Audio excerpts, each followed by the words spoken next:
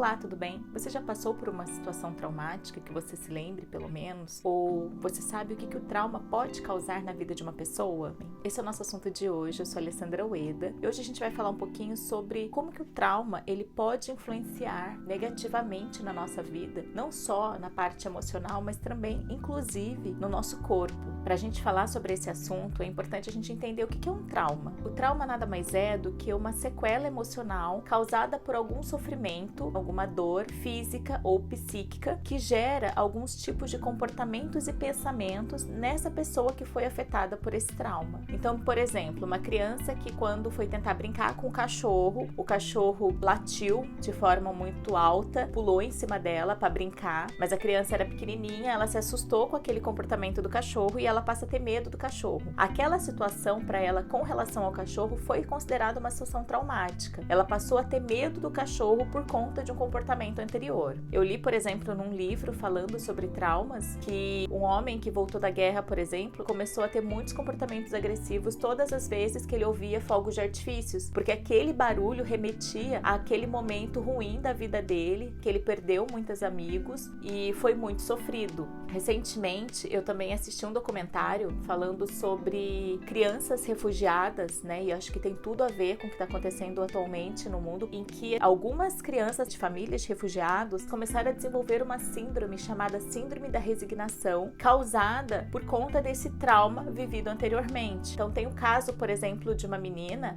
em que eles estavam atualmente morando na Suécia como família de refugiados a princípio, e ela tinha medo de ter que voltar para o país de origem dela, onde o pai a princípio tinha sofrido muitas agressões físicas, ele chegou a ficar internado no hospital, daí a mãe pagou os guardas para o pai conseguir fugir, mas a mãe acabou sendo pega junto com uma amiga, ela foi torturada, ela foi machucada, ela foi estuprada, sofreu muita pressão psicológica também, mas ela conseguiu fugir desses agressores junto com o pai e as filhas, e eles foram se refugiar na Suécia. Só que durante o começo desse documentário, essa família conta que eles ainda não tinham conseguido o visto permanente, então ainda corria o risco deles voltarem para o país de origem. E aquilo ali, claro, ele reverberou, né? Ele causou na menina muito sofrimento emocional, muito medo, né? E ela começa a ter alguns comportamentos bem estranhos, no sentido assim, ela começa a não comer mais, ela começa a ficar mais apática, até que ela começa a ficar com muito sono e ela dorme até que ela entra em coma profundo e começa a viver de forma vegetativa. Os pais tinham que alimentá-la através de sondas, tinham que banhá-la, como se ela estivesse o tempo todo ali dormindo. E isso aconteceu por meses,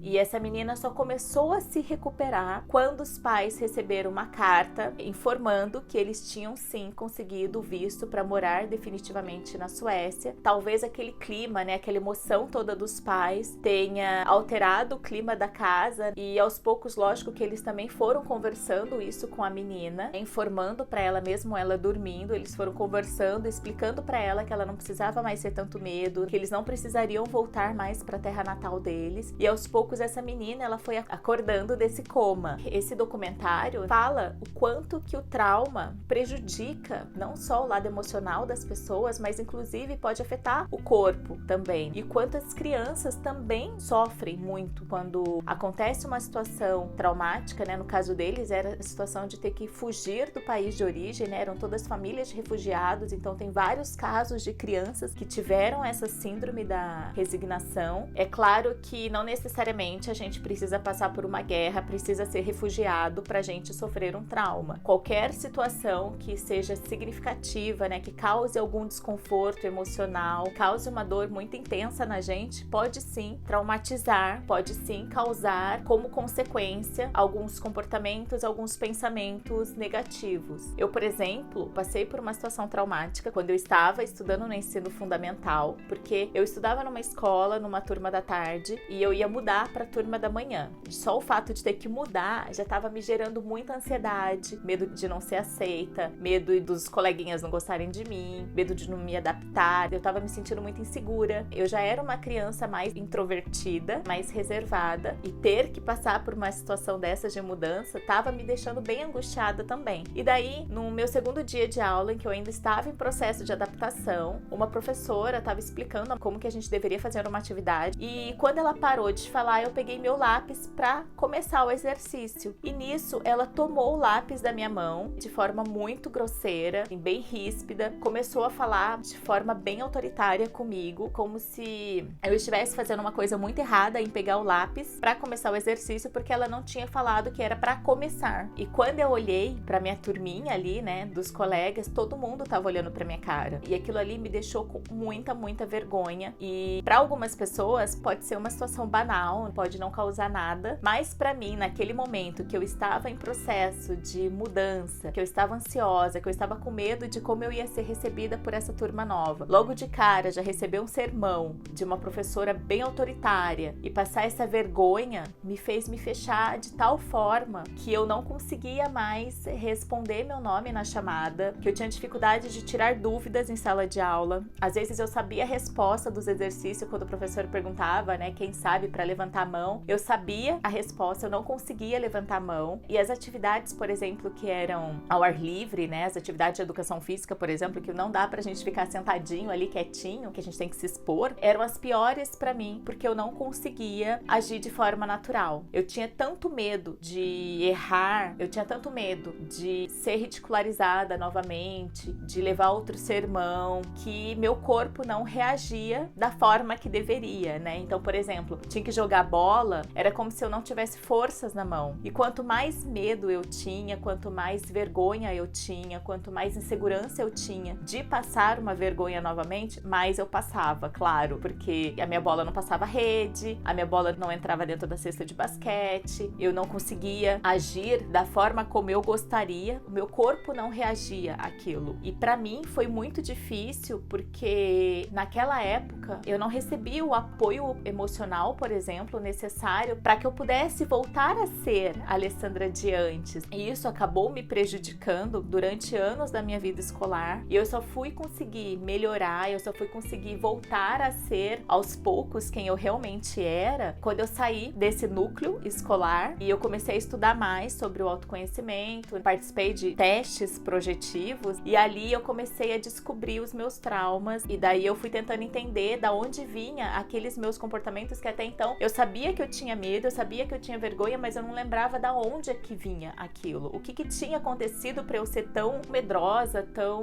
introvertida? Por que eu tinha tanta fobia social? E daí, através desse autoconhecimento, através de terapia, através de estudos, eu fui descobrir esse meu trauma. Meus desenhos marcaram exatamente a época em que eu tinha mudado de turma e tinha acontecido esse episódio com essa professora. Então, assim, enquanto que às vezes pode parecer bobo para alguns adultos uma determinada situação, por exemplo, essa professora me xingar no meio da turma inteira, para ela poderia ser algo normal, já tá acostumada, mas para mim, que recebi aquela informação, foi sentida de forma muito negativa. Essa professora já morreu e depois eu fui entender que naquela época também ela estava passando por um processo, acho que de doença, mas o quanto ela descontou numa criança um problema emocional dela e o quanto a gente tem que tomar cuidado com isso enquanto adultos, da gente não descontar nas crianças, não descontar nos nossos filhos os nossos problemas emocionais. Quanto que às vezes, sem perceber, às vezes a gente age dessa forma mais autoritária ou de uma forma mais negligente, né, de ignorar às vezes o medo de uma criança, de não acolhê-la nas devidas proporções e às vezes a gente nem sabe que isso pode sim afetar a vida inteira dela se isso não for tratado, se esse problema não for acolhido, se essa criança não se sentir pertencente. Eu, por exemplo, né, nessa situação, eu tive tanta vergonha do que eu passei que eu nem cheguei a comentar detalhes do que aconteceu para os meus pais. Talvez se naquela época eu tivesse falado alguma coisa, poderia ter entrado numa terapia naquela época do ensino fundamental, né, lá atrás, e muita coisa poderia ter sido diferente. Então, assim, uma forma que eu utilizei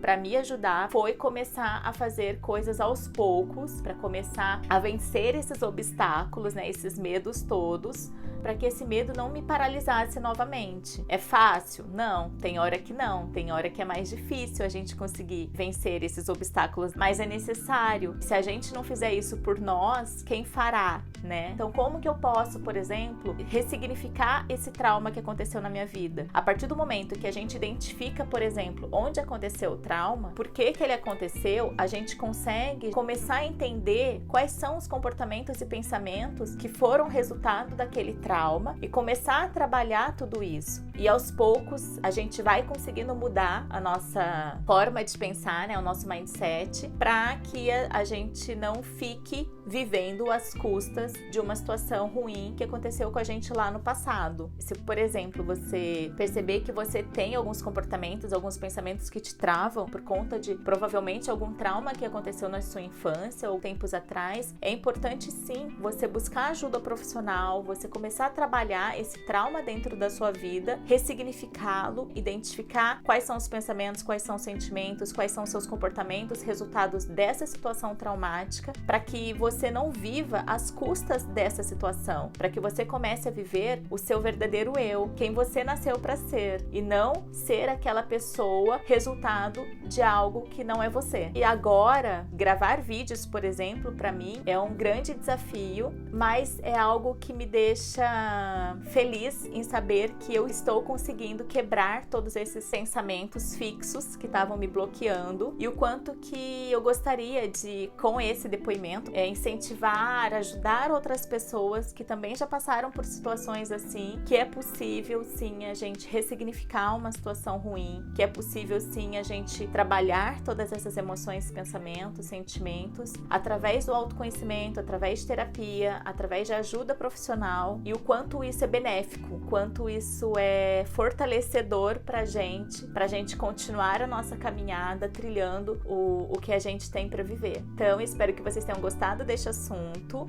e eu te espero no nosso próximo encontro. Beijos e até mais!